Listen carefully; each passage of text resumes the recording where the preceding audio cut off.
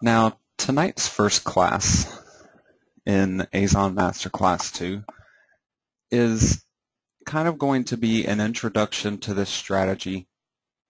We're going to work on getting our niche picked out and make sure that it is actually a good niche that goes along with using this particular strategy. And then finally, we're going to get the initial site set up, and then by our second class, we're actually going to start building our website. So we'll be getting into things pretty early on this time around. But to get started here tonight, I need to tell you what this whole strategy is about and how it works the best and how you can pick a niche and actually proceed through all this in a manner that's going to work out the best for you in the end.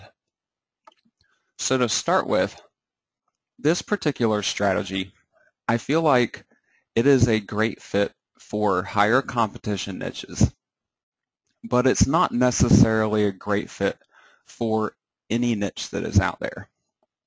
My original strategy, where you're just building a set number of static pages on a site, still a very valid and useful strategy, and I would actually recommend that you use that particular strategy some of the time and this strategy some of the time. And there may even be some cases where you can actually combine both of these strategies together into one single website. So I'll be talking to you guys about all that tonight so you can figure out exactly how all this works. Do you have a question, Trina? If you guys have questions as I progress, please feel free to chime in at any point in time.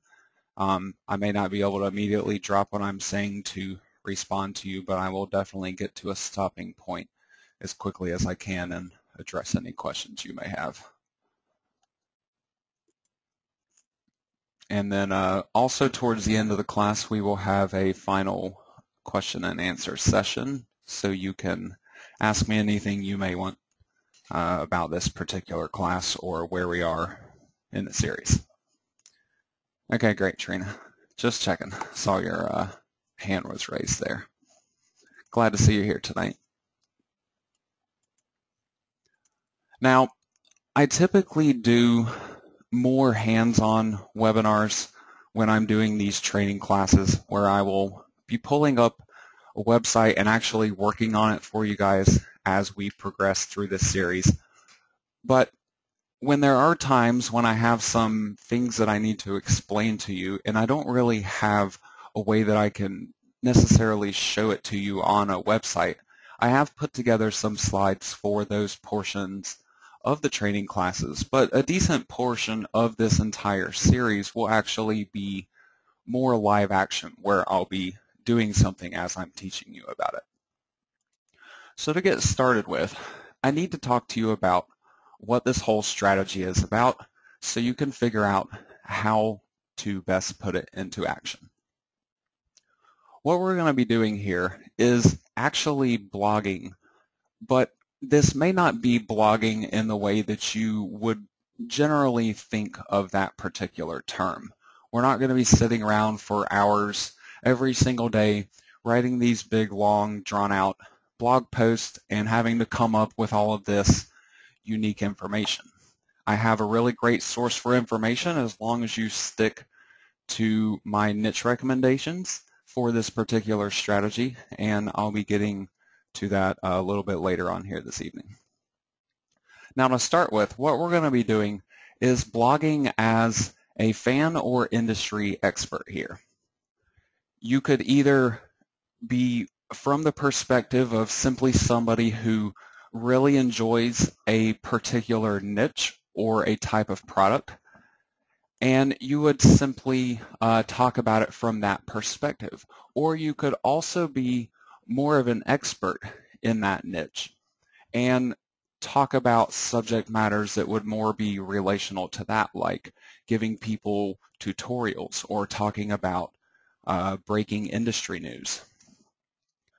Now, I'll get into more specifics about all this later, of course, but to go on next, I recommend that you do daily posting. The more frequent postings that you can do, in terms of how many you're doing every day. One a day is enough, but 2, 3, even 4 a day will simply give you better results faster. Now, again, these aren't going to be big, long, drawn-out blog posts. You don't even have to be sitting around every single day to actually write these. You can just put in a short amount of work, perhaps 1 or 2 days a week, and have everything set up for your entire site for the whole week. And this is going to be much different from the normal type of affiliate site that you build, where you would have typically a smaller amount of traffic and you're hoping to get sales coming along. This strategy, we're going to be getting constant contact with the people that are visiting our site, and they're going to be returning to our site over and over again to read these continual post updates that we have. So when it actually comes time for us to promote something on these sites, we're going to have people that listen to us, and they're going to eagerly go and check out what we have to offer. And instead of just getting trickles of sales here and there, you can actually get floods of sales in a single day immediately after you write a post with an advertisement in it. So what we're kind of doing here is taking what I do in terms of developing my own products and marketing it to people that may be interested in that type of thing. We're going to do that same kind of thing, but as an Amazon affiliate here. And it really gives us a lot of power that simply didn't exist with other strategies. Now, the posts that we're going to be making, they should be short. And preferably, I would recommend that they contain some type of media. This could be pictures, or it could be videos. It could even be other types of stuff like music, whatever might happen to apply for the particular niche that you're going after. And I'll talk to you more about how you're actually going to get all of that stuff without having to kill yourself with all the work to make it happen. Now, next up, I need to talk to you about why you should actually do this, because this is different from what you're probably used to in terms of building Amazon affiliate sites. So the question is, why should you blog? First of all, frequent posting builds better Google rankings. This is a simple fact. I've tested this out repeatedly over the years, and whenever you have a site where you're posting on it every single day or even multiple times of days, Google will simply take notice of that, and they will put you up there in the rankings. We're not going to be depending here on search engine traffic, but it's definitely a bonus to always have that in place and to have that new recurring source of traffic coming in for us. Now, this strategy builds reader loyalty, repeat traffic, and repeat sales. Instead of just taking traffic off of a search engine, having them come through our site, and hoping that some of those people end up completing a purchase and we earn a commission off of them, and then that person's gone forever. Instead, what we're going to do here is actually build up our traffic. We're going to keep the same readers on our site and keep recycling that traffic while we still bring in new traffic all the time. So we should be able to constantly build up our reader base. And then our traffic will build up as well, and the same people that are purchasing through our affiliate links are going to be buying not just once and be gone forever, but they'll purchase over and over and over again over time. Now, one of the coolest things about this particular strategy, and also what is popular out there on the internet right now, social media, obviously very big. Facebook is the biggest beast out there on the internet, even taking over Google these days. We can connect these blogs up to social media accounts and actually get people to interact with us. And this helps to build up that reader loyalty for us, but it also helps us to attract new people as this progresses, because once we have a group in place on a social media account and people are interacting with one another and building content and sharing things, our membership kind of grows by itself, and we really don't have to do anything in terms of marketing to get new people to come to our site once we reach a certain point. Now, the other big thing here, I say, especially for passionate niches, this is the really important thing about this strategy, and I'll be getting into this more in just a few minutes. But you need to be careful about what kind of niche you actually choose for this, because people aren't going to interact with you and connect with you on social media networks for just anything. It has to be something that they're passionate about, or else they're just not going to have any interest in it.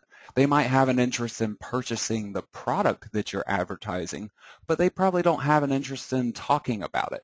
Like bed sheets, for example. There's nobody who's just like, I love bed sheets. Every day when I wake up, I think about bed sheets. I got to go online and research them and talk to other people about them and buy as many as I can.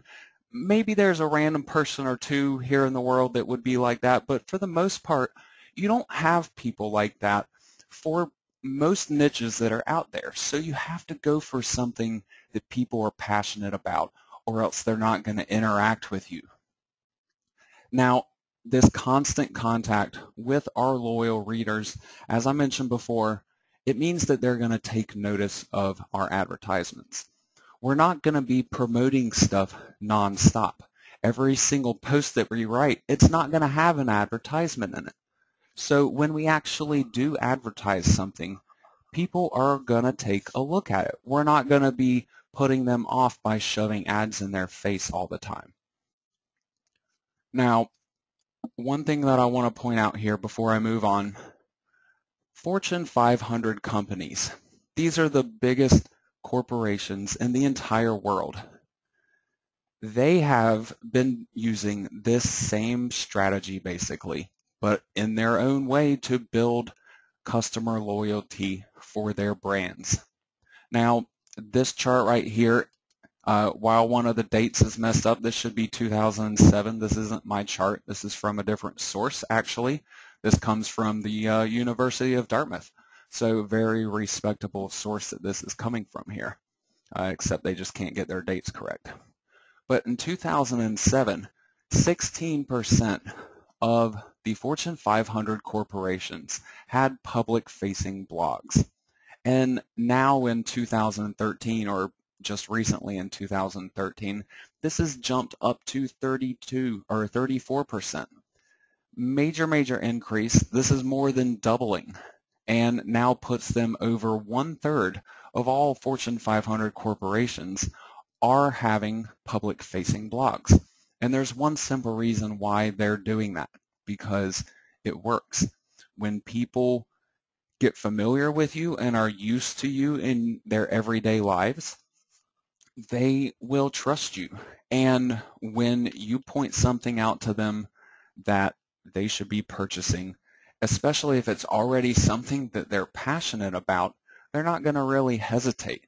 And you're going to be able to pile on the sales instead of just getting trickles of sales here and there.